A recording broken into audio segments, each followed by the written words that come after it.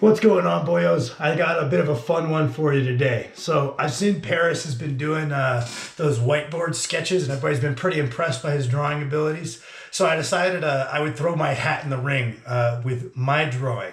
You know, it's a quick sketch. I could have done significantly better had I, applied myself, but I don't really take drawing all that seriously. So I just banged one out really quick for you guys. Speaking of Paris, this morning I was struggling to come up with a video idea, so I shot Paris a text. I said, "Hey, you got any video ideas I can cop?" And he had actually a pretty fun one, and that would be a bit of a collaborative video where he talks about deadlifting programming considerations for maybe someone who's a little upper body dominant, maybe a little bit longer limbed, and then I talk about the reverse, maybe someone who's a little bit lower body dominant and or shorter limbed, right? If you look at us, I think you might be able to piece apart. Paris is on the more extreme end of longer limbed guys. I skew a little bit more towards the shorter limbed, longer torso build. Similarly, both Paris and I are probably disproportionately strong pressers and have very similar ideologies when it comes to pressing programming, which is a perfect example of something that I did want to touch on at the beginning of this video. You don't always need your program to be super specific to your build. I think that's kind of a selling point. It's something to make someone sound like they've got unique ideas and that you need this unique program to see progress, and it needs to be based on your limb length, and it needs to be based on your height and your genetics and all this shit. Realistically, Paris and I follow very similar foundational principles to pressing program structuring, and the biggest thing that scales is the intensities and volumes, because maybe he's built in such a way that one set is going to be more taxing, and I'm built in such a way that one set I can kind of get away with just spamming sets of pressing work. The quantities and the intensities are going to skew, but the foundational principles are going to stay similar. So I wanted to get this out of the way. We're going to talk about general trends that longer limbed and shorter limbed guys might be biased towards or might see a little bit more success with, but at the end of the day, assess yourself on an individual basis. If you're a short limbed guy, but you can handle a very good amount of deadlift volume from the floor, disregard what I say and handle the deadlift volume from the floor. These are just general trends for people to try if you think that you're struggling with your current approach. So basically, he's going to touch on someone like him, maybe who's got that big surplus of upper back strength, maybe is upper body dominant compared to lower, and then has the longer limb lengths and probably just objectively better deadlift leverages. And then I'm going to talk about someone who has that longer torso, maybe doesn't have that huge surplus of upper back strength, and is maybe a little bit more lower body dominant in terms of their overall strength development.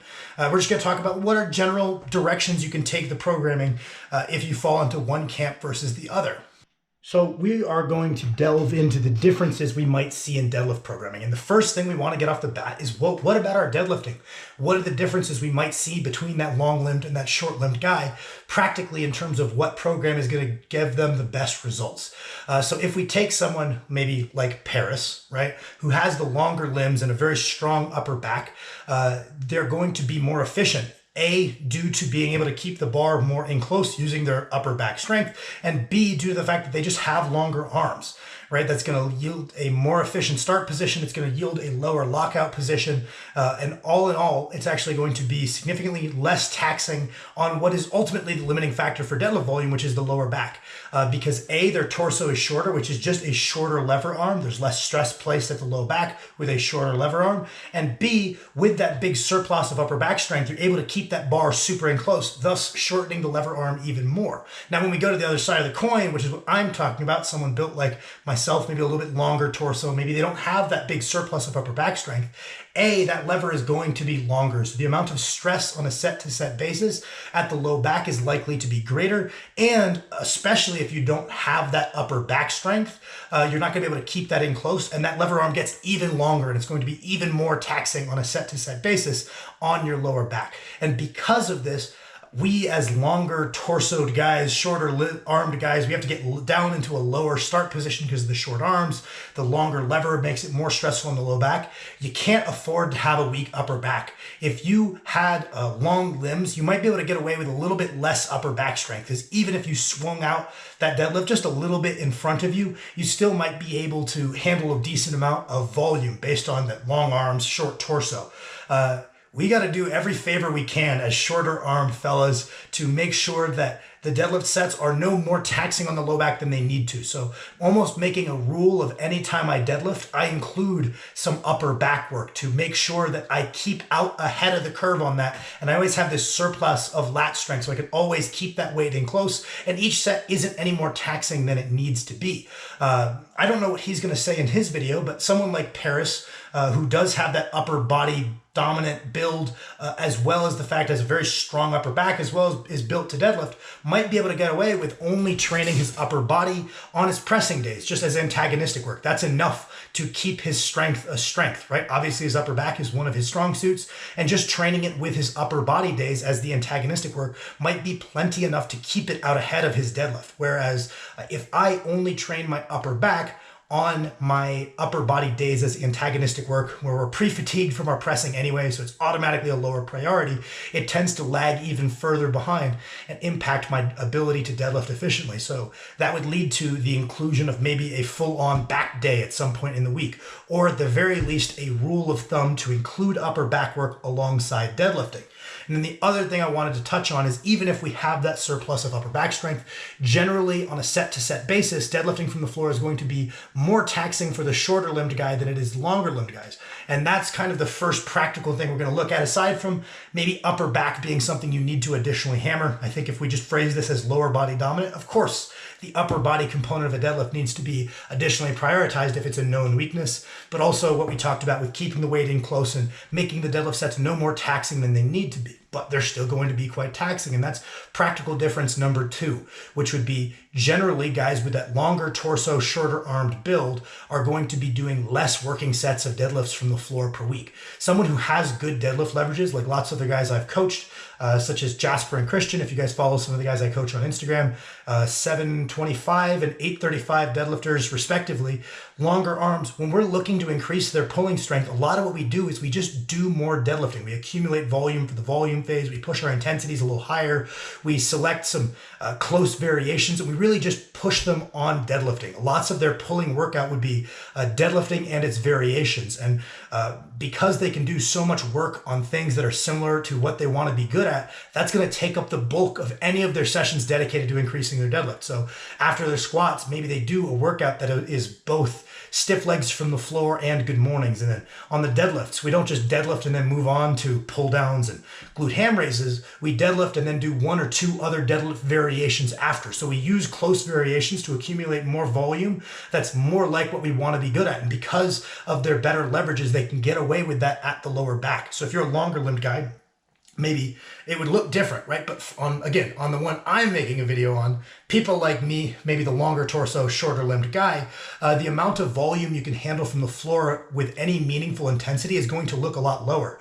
It might be as low as 1 to 5 working sets per week on pulls from the floor, which would be completely inadequate for someone with longer arms. But you might even find 3 sets a week of actually somewhat tough deadlifting to be fairly difficult to handle, right? So we know that, and one thing we can do is we can use something like block pulls. I know Freaky D does this as well. I know that in the past, Chad Wesley Smith has talked about this. You can use block pulls as a way to get additional deadlift pattern work once your low back is kind of starting to fry from pulls from the floor. So we can start getting at least a couple more sets per week. And one of the signs that you're someone who might benefit from block pulls is if you're actually weaker from the blocks. So we can use block pulls to supplement that volume, but overall the amount of work we're able to perform on very close variations actually is pretty limited. Something like a stiff leg can also be helpful because it's so self-limiting in load that we can use that as another tool to get in more volume than we could otherwise. So maybe we could do only 3-4 sets of pulls from the floor, regular competition style, but with the use of block pulls as back off sets and maybe using stiff legs as a secondary day, we might be able to get up towards that 6, 7, 8 range, which is kind of more in the market of what we should be looking for. So you're going to want to rely on maybe self-limiting variations or leverage improving variations to get that additional volume. And then because our volume on the stuff that we want to, the stuff that looks like what we want to do is inherently limited by our lower back, our accessory volume is often going to come up, right? So we'll take Jasper. Jasper has pulled, let's call it 835 on a stiffy, as I think is best. Most of Jasper's deadlift training is going to be squatting and deadlifting and then close derivations, maybe some good mornings, right? Whereas because he can handle work set after work set after work set relative to the absolute loads he's lifting. And that's going to be 90% of his time in the gym. I would say 80 to 90 if I were to take a guess, knowing Jasper. Now on me, on the other hand, my deadlifting is only going to be maybe half of the time of that workout. I spend this time working up to my top sets, maximizing their quality, making sure I get in the good work to get better on the deadlift. But because I have this cap to the volume I can perform and still be productive and recover on the deadlift, I need to then fill in what I miss. So my low back is fried, right? I don't think doing a ton more low back work might be productive at that point. Once I've completed the most pulls from the floor, I feel is productive. But because I didn't get in that extra 6 sets that Paris or Jasper might be able to do, I'm lagging behind in the work that is now missing from my lats, from my glutes, from my hamstrings, from my abs. So then someone like me might fill in a more bodybuilding style workout. So I might work up to a top set of deadlifts, hit 1 or 2 back offs off of the blocks, and that is my deadlifting work for the day. Then I might hit pull downs and cable rows, because as I mentioned, we're training our upper back anytime we deadlift. And then I might hit back extensions and glute ham raises and really do a pretty comprehensive, higher volume accessory routine to fill in what we're missing, because we can't handle that much deadlifting. Whereas I think we can kind of follow the golden rule of the best way to get better at benching is to bench more. The best way to deadlift, to increase your deadlift, is to deadlift more if we have the leverages to get away with it. But if for someone like me, maybe we have to get away from that and fill in with a little bit more well-selected accessory volume instead. So a quick recap of what we touched on so far. The shorter limbed guy might need to place a rule where anytime he deadlifts, he does some additional upper back work, probably with a chest support or a vertical pull so that the low back isn't being additionally taxed. Because if we could handle that extra rowing, we probably could have got away with a little bit more deadlifting. But we make that rule of maybe having a dedicated back day. Maybe including pulling with any time we deadlift, not only every time we press, or maybe it's just going extra hard on our pulling on our benching days or our pressing days. Number 2 is going to be that we are likely going to benefit from a lower volume routine than our long-armed brothers in strength, right? And that's not to say that we just do less work than them. You then need to take that extra work you're missing and fill it in with low back sparing accessories, being vertical pulls, horizontal pulls with a chest support likely, or dumbbell rows where you're posting your hand, extra posterior chain volume via hamstring curls, via glute ham raises, via dumbbell RDLs, via back extensions. Something like a back extension I think is easy enough on the lower back if we're doing them a little higher reps. It's a little bit more biased towards our glutes and hamstrings. I think that can be included even when the low back is somewhat fried, but we're going to fill in that extra volume with accessories, so that way we're not just being straight up outworked due to our bad leverages. The third one we touched on was the potential use of block pulls and something very self-limiting like a deficit stiff leg or a stiff leg from the floor to allow us to get in a little bit more difficult sets of hinging per week than we could if we only used close variations of the deadlift from the floor. And then the last one is very much just me to you from personal experience on how to become a good deadlifter with those shorter limbs, with that lower body bias. Maybe we don't have that genetic propensity towards a really strong upper back.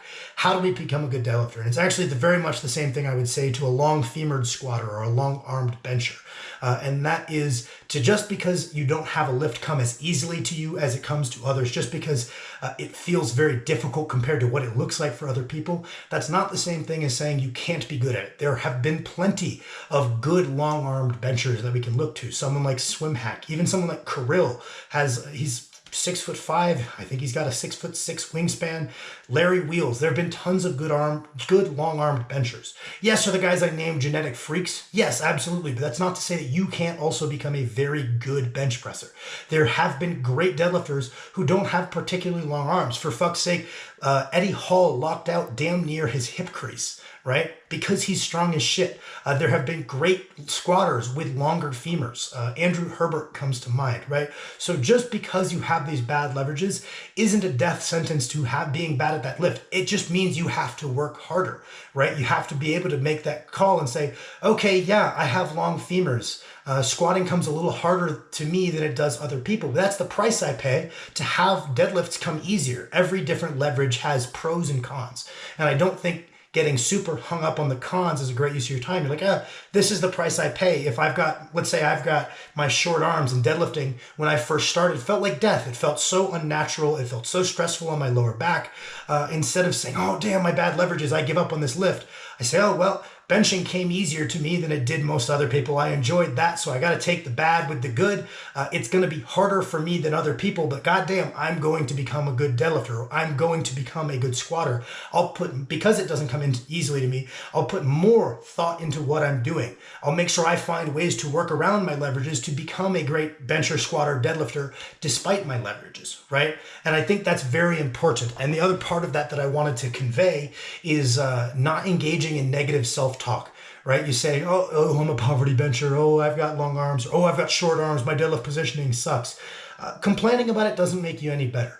All you have to do is, instead of thinking to yourself, oh, a self-deprecating joke, I have a poverty X, Y, or Z, is, man, I really want to fix that. I'm going to go work hard, and I'm actually going to get more fired up for the day of the week that I'm the worst at than I do for the ones I'm good at. And make that pivot in your head of, no, I'm not just going to double down on my strengths. I'm going to put a ton of extra effort into my weaknesses, so that way, once I'm a pretty good bencher, despite these long arms, or once I'm a good deadlifter, despite these short arms, I'm going to be that much more proud of it because I know I worked my ass off to get it. I know it's the lift that I'm less good at, and I know maybe other people will start saying that you got good leverages, but you know you had to work that much harder for this lift, and it will mean that much more to you. I promise it'll be worthwhile. So don't engage in the negative self-talk. Make sure you increase your intensity on the days you're bad at, rather than kind of coasting through the days you're bad at and really applying yourself on the days you're good at. And then the other thing is, I think, just learn to enjoy it. People work much harder at things they enjoy, right? So anytime I or one of my lifters has had a lift that we really struggle to get going, honestly, the biggest thing wasn't this cool programming change I made in terms of their percentages. It was writing a program that they enjoyed, because then once they enjoyed it, they started busting their ass. And when they started busting their ass and eating their food and prepping for that day and looking forward to it, they get ready, they go to bed early the night before, they drink all their water beforehand, and then they go work hard. That program only has to be okay. And even with their bad leverages, they start seeing great results and start finding ways to get yourself to enjoy that lift that doesn't come easily to you. It's taken me a long time to learn to like deadlifting because it's painful. My start position feels really inefficient. It's so taxing on my lower back. I feel like shit the next day. But I know that one day I need to be a good deadlifter if I want to be competitive. And the first step has been learning to love it, learning to do different accessories, learning to take pride in my strength on my accessories, and learning to train in a manner that A, drives forward progress, but B, I enjoy. Kind of the same thing as when I was transitioning from pure powerlifting training into some strongman training. I was terrible at the events, and because I was terrible at them and they banged me up, I hated them. And I probably spent about a month not really making great progress. And again, I came to the same realization that the first step to becoming good at this is learning to like it. So I came in every single day, and while I was walking on the treadmill to warm up for my event sessions, I'm like, I am going to enjoy this day. I'm going to work hard and I'm going to have fun doing so. I'm going to find ways to work hard at these events. And as soon as I started looking forward to them and prepping seriously for these days and having fun while I did them, well, lo and behold, suddenly I started to get less shit at them. So that would be my advice.